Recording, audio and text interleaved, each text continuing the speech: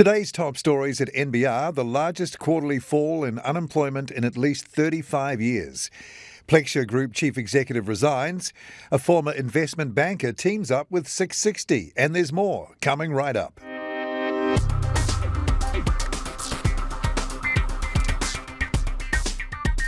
Kia ora and welcome to NBR Today, a wrap of the day's top business stories from the authority in New Zealand business news since 1970, nbr.co.nz. It's Wednesday, August 4th. I'm Paul Brennan. Thank you so much for joining us. The country's largest law firm is meeting the possible challenge of the Big Four accountancy firms head-on with the launch of a consulting business. The new service line, CT Consulting, has been in planning since April last year and will be headed by Chapman Tripp tax partner Bevan Miles, who joined the NBR's Hamish McNichol. Initial focus has been primarily around risk advisory and governance.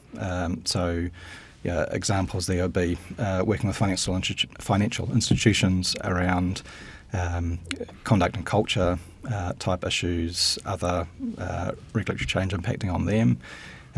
We've also got a really excellent climate risk experts within the firm, so some of our conversations with clients have focused on climate risk and upcoming financial reporting disclosures in that space as well. Chapman Tripp tax partner Bevan Miles with Hamish McNichol there.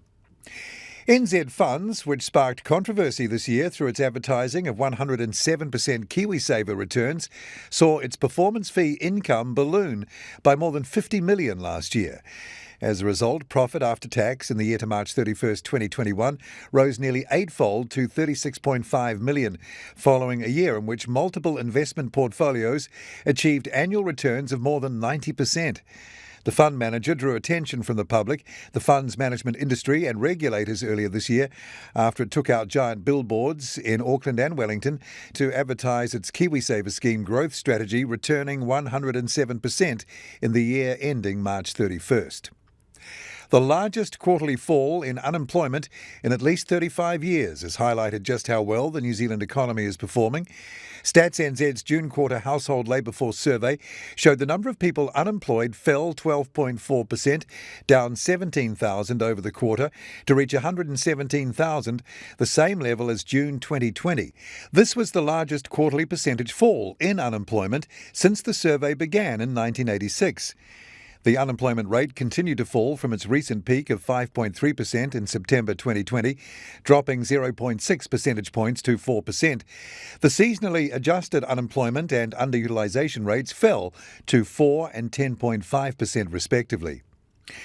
Plexure Group Chief Executive Craig Herbison has resigned with immediate effect from today.